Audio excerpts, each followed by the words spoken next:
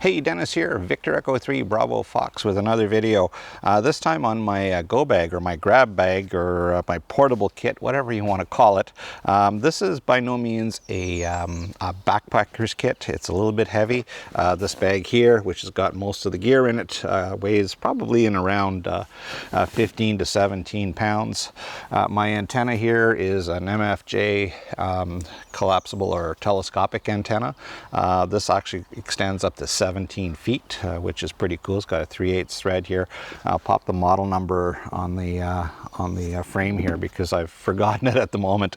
And this is my battery pack, and this is the heavy one. This is probably about 22, 24 pounds. And what I've got in here, we'll just talk about it quickly, is a, well, first of all, I got my charger here, which is a 1.5 amp trickle charger. Well, maybe a little bit more than a trickle charger. And the battery itself is, well, first of all, we've got our Anderson power pole here, which goes to the radio. And this is the charging lead. And this is a glass mat 35 amp battery. Let me just pop this down here. So you can see the form factor there. It's roughly 7 inches by about 5 inches by maybe 4, and 35 amp hour deep cycle. Okay, now you can get smaller batteries, you can get lighter batteries. This is a gel cell glass mat, so again, it's not going to spill, not going to have any problems. I've operated the radio up to 4 or 5 hours at 100 watts, the FT891, and I've had no issues with it. So let's talk about what's in the bag. So let's talk about things here a little bit more, and this is just an ammo box which I bought at a surplus store, and that holds the battery just fine. Let me just pop that in here and get it out of the way so that we can open stuff up. There we go, that goes in there, the charger into its spot, and this is a pretty easy grab and go item. We'll leave the power cord out so that we can plug in the radio in a few minutes. I've already talked about the MFJ antenna, and this is pretty cool stuff. I want to set something up there to make that a little bit more protected when I'm carrying it. All right, let's take a look at what's in the bag here. First off, open up this particular container, is empty at the moment. This pouch here, a couple of pens. You always need pens for when you're putting together your log. Up at the front here, we've got some wire, and this is actually a 40-meter antenna. These are 2 pieces of speaker wire, and I've got a banana jack on the end of each one, and I can use these to make up a dipole. I can use them to make up radials and all kinds of cool stuff. If you watch my fishing pole antenna video, this is the antenna and this is the counterpoise, and I know this is the antenna because it's got a little loop here to tie to the top. Let's pop that back in there just so we don't get super cluttered. In the front of this one, I've got a C-clamp, which we'll talk about in a moment. And I've got another 2 pieces of wire here, and this is actually a 20-meter antenna. And I can use this for 2 things. I can use it again with the fishing pole, and I can use it, again, the banana jacks on the end here, and I can use this as radials for this antenna. So these are cut to roughly about 17 feet. So this makes a great portable setup antenna. In here we've got some coax tape, the water seal stuff. Let's get to the next pouch here. We've got the power cable for my radio, a Rig Runner 4004U. This is Anderson power pole power distribution system, and it's got the USB, so I can charge my phone, do all kinds of other stuff with that. And a couple of little Velcro straps are always handy to tie things up and make things neat. Pop over on the other side here, we've got another pouch. And in this one here, I've got some rope. This is Mason's line, and with this I can I can throw an antenna up in the trees. I can actually tape some wire across and make it a very strong dipole, because these wires are not overly strong. So that's kind of important to have in the bag. A couple of ballons. I got a 1-to-1 ballon and a 4-to-1 ballon. These are LDG, great little item, very inexpensive and good to keep in the bag. You pop your banana jacks in here, or you have the, well, it's a 3-way power terminal, and your coax goes in on the bottom. So kind of a neat thing to have in the bag. Next is an antenna mount, and this is an old mirror mount, I think Citizens brand antenna mount, and what I've done with it is I've just put another piece of aluminum here, and that with the C-clamp I can attach that to almost anything. I got a couple of little wires here with some banana jack receptacles, and so that can make for the radials. So all part of the antenna system. What else we got in here? Wire ties, always handy to have nylon wire ties, and some electrical tape. You can't have too much of that stuff. All right, let's get into the main bag here.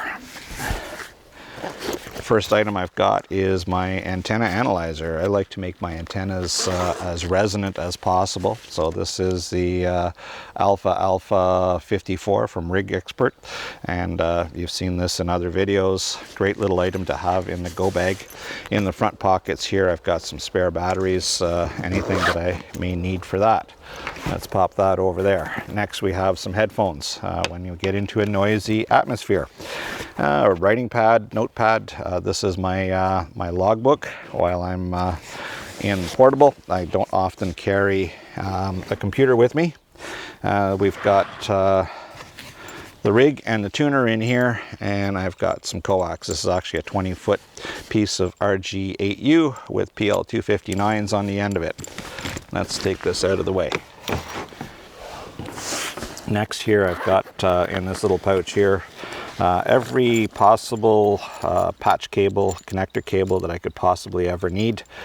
We've got the tuner wire here, the LDG for Yaesu. I've got a USB cord when I'm tethering my computer to the FT891, and I've got a couple of PL259 jumper cables. Next we have a tuner. This is the LDG Z11 Pro II, and really enjoying this rig. And then last but not least is my rig, and you've seen this one in other videos. This is the FT891.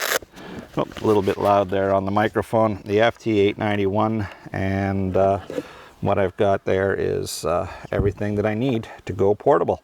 And so let's put this stuff together and see how I use it, and we'll try and make a contact with it as well. So the beauty of this antenna is it's telescopic. I can adjust the length to be whatever I want. I use my antenna analyzer here, and I can tune this up and play around with the radials, fold them back and twist them up on each other, and I can get this to resonate from 17 meters right up to 6. But I want to talk about the tuner, so I'm just going to extend this to its fullest point, and that's at about 17 feet. I'll grab some coax here. We'll just screw that into the PL259, and then we'll talk about the radio.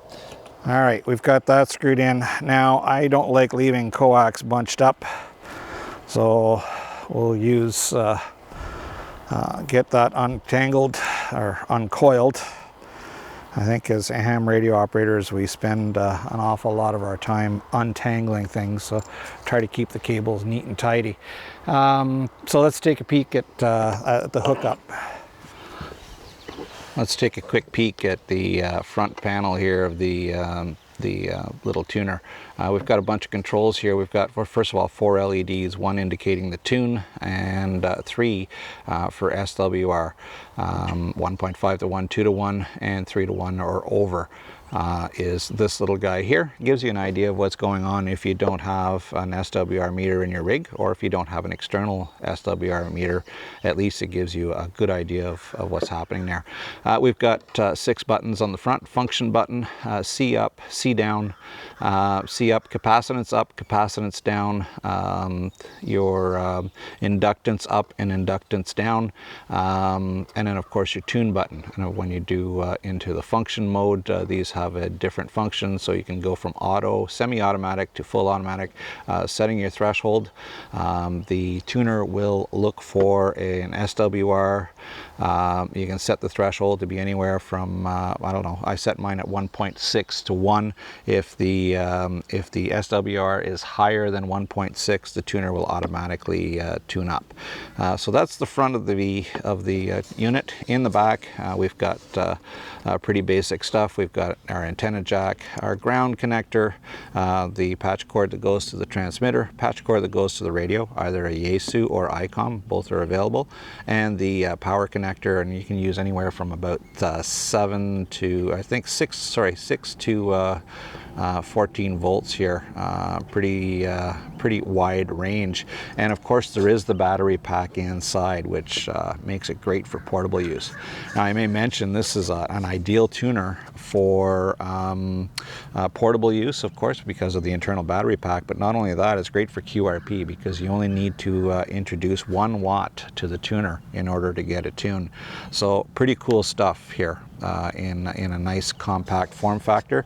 We're looking at about 8 inches long, about 4 inches wide, and maybe 1.5 inches deep or so.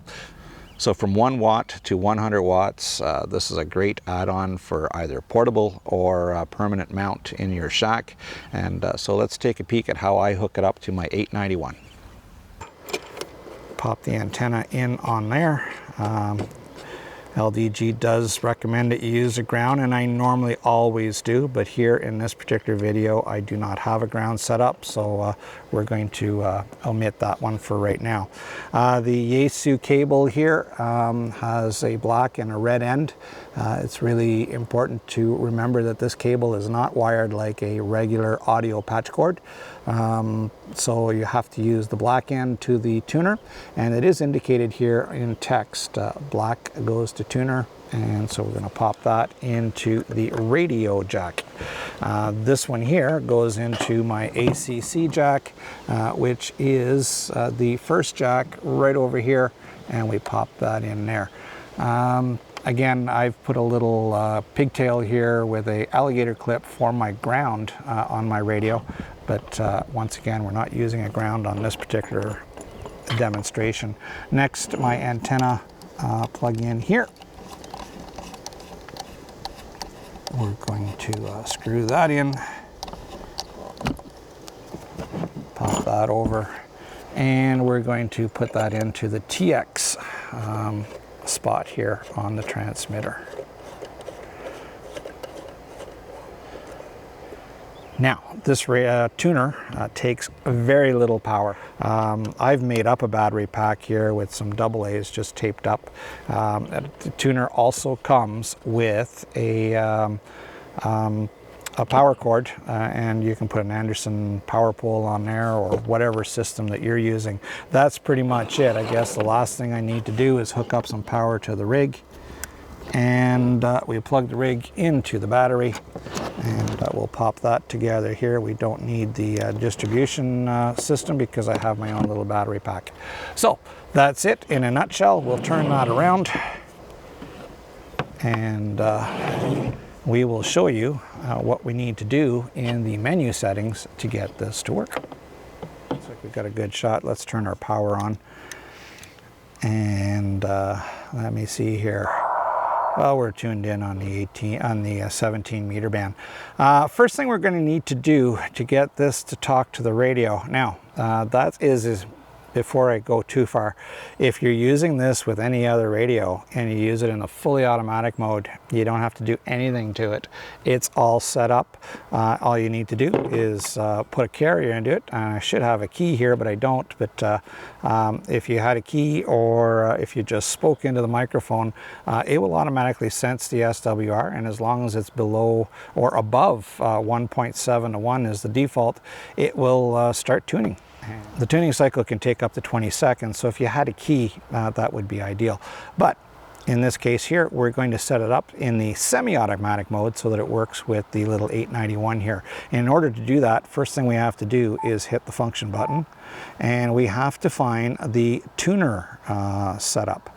So we're going to just go down here. It's menu number 15-16, and I've got that memorized. So let me see here.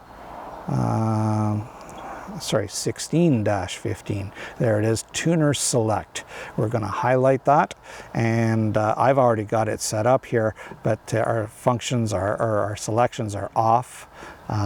External tuner, which is if you're using the Yaesu tuner itself, the ATAS for the ATAS antenna, and a linear amplifier or a lamp. And we want this in the lamp mode, and because the ALC jack is what's controlling the tuner here. So we've got it in lamp, and we'll just hit any other key here, and you know you've got it right when LAP is highlighted here in the top.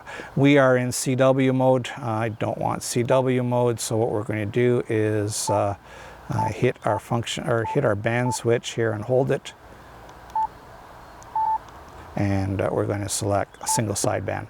All right, so I'm just about ready to go. So what I want to do here is I'm going to use the tune function in the semi-automatic mode. And the way that I do that is I will hit the function here, function and auto. And if I get the two outer lights flashing, it's in full automatic mode. If I put it again, function and auto, and now I've got the two inner lights going, so it's in semi-automatic mode. 17 meter band's been pretty quiet, nobody there, so I'm not even going to ask if the frequency is in use. I'm just going to hit my tune button here, and there it goes, and it's going to go through a cycle. Now I'm very close to the antenna, so it's going to have some effect here, but as it goes through its cycle, and it can take up to 20 seconds, but the beauty is once you tune it on one frequency, it stores it in memory, so when you go back to that frequency, it's automatic. There we go, 1.2 to 1, and I'm ready to transmit. Let's try another band here without changing the length of my antenna. We'll just go to a different band, and let's see if my 17-foot whip here will tune up on 40 meters. There we go, on 40 meters. I'm in the CW mode again, and we'll go back to single sideband, and we'll drop down here into the international portion of the band. Nobody on it this time of day on this particular band, so let's just hit tune. Hit it and hold it for a second, let it go, and it goes through its cycle. Again, it can take up to 20 seconds.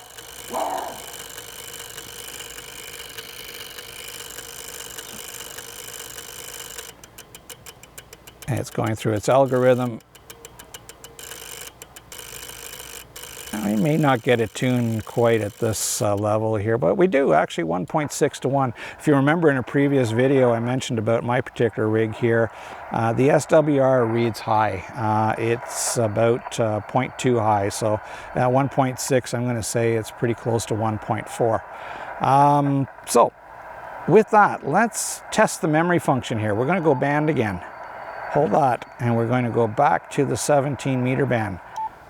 It remembers my frequency, obviously, and we're just going to hit tune here, and there we go, it's tuned, it's back, it remembered that frequency, and I don't have to do it again. Okay, so we're on the 20 meter band. You hit our tune button real quick. Going to go through an algorithm and find our SWR 1 to 1. Perfect. Let's take a quick listen here around the band.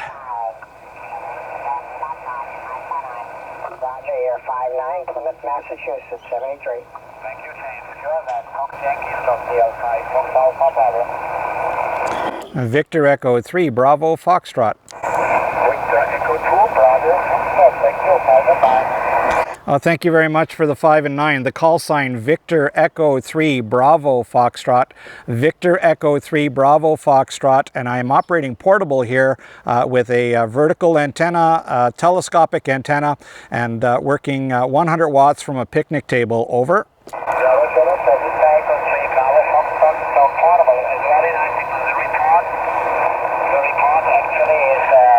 Realistically, it's 5 and 5, I would say 55, but nice copy. I have a similar setup. I've used it from the hotel here until I had access to the big antenna of the substation. I have also a small telescopic mast triple leg antenna which you can use from 40 up to the 10 meter with 101, and it's 5 and 5. It's a solid copy, so very nice contact. Thanks a lot.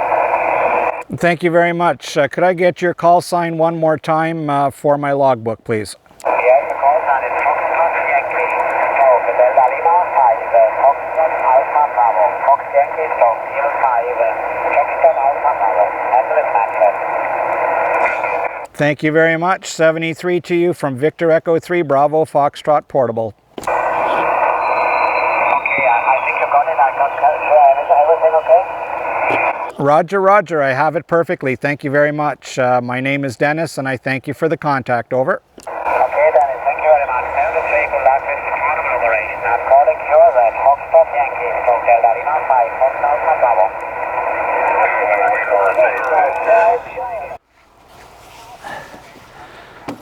Well, I can honestly say I can't wait to log this contact. We're going to write down the frequency here, 14-203, and it is, well, it's actually 0015 Zulu.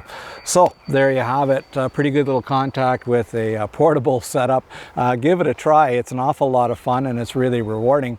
Thanks to the good folks at LDG for sending me this little Z11 Pro II tuner.